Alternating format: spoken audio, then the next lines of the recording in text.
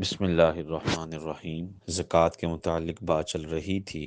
سب سے پہلے زکوٰۃ کی اہمیت حدیث سے، پھر زکوٰۃ کے مصارف کن کن کو زکوٰۃ دینی چاہیے، آج زکوٰۃ کا نصاب کیا ہے، زکوٰۃ کون ادا کرے گا، کتنا مال ہو کہ جب آپ زکوٰۃ دینے کے قابل ہوں یا آپ زکوٰۃ دینا لازمی ہے۔ تو سب سے پہلا نصاب ہے سونے کے لحاظ سے۔ اگر کسی کے پاس سونا ہے اور وہ 7.5 تولے سونا ہے اور اس پر سال گزر گیا ہے، تو پھر اس میں سے 2.5%، 2.5% جو ہے وہ زکوٰۃ بنتی ہے۔ زکوٰۃ دینے کے لیے مسلمان ہو، عاقل ہو، بالغ ہو، صاحب نصاب ہو، یعنی صاحب نصاب سونے کے لحاظ سے ابھی میں نے عرض کیا ہے کہ 7.5 تولے سونا ہو اور اس پر سال گزر گیا ہو، تو پھر یہ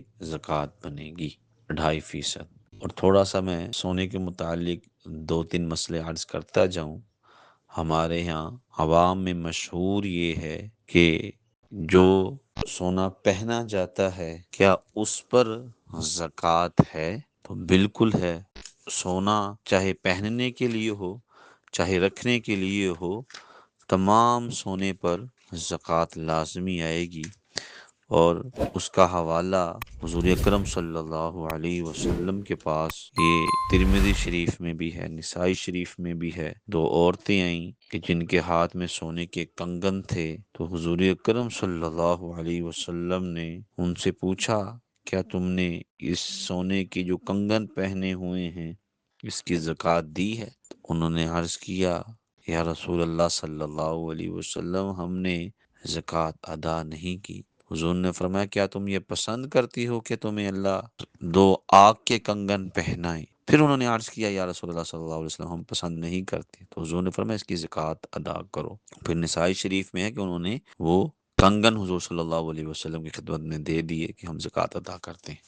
تو یہ پتہ چلتا ہے کہ سونا چاہے استعمال کے لیے ہو یا چاہے ویسے پڑا ہو، 7.5 تولے سونا ہے تو اس کے 2.5% پر زکوٰۃ ہے۔ اور اسی طرح ہی بعض مرتبہ ہم یہ سمجھتے ہیں کہ سال پورا ہو جائے تو پھر سال کے بعد ہر حصے کے لیے سال ضروری ہے، یہ بھی بالکل غلط ہے۔ سال کے شروع میں آپ کے پاس 7.5 تولے سونا تھا، سال کے درمیان میں 2 تولے ہوا، سال کے اینڈ میں 8 تولے ہو گیا، تو اب سال کے اینڈ میں جتنا بھی سونا ہوگا تمام پر زکوٰۃ بنے گی اور 2.5% بنے گی۔ اللہ عمل کی توفیق عطا فرمائے۔ السلام علیکم ورحمۃ اللہ۔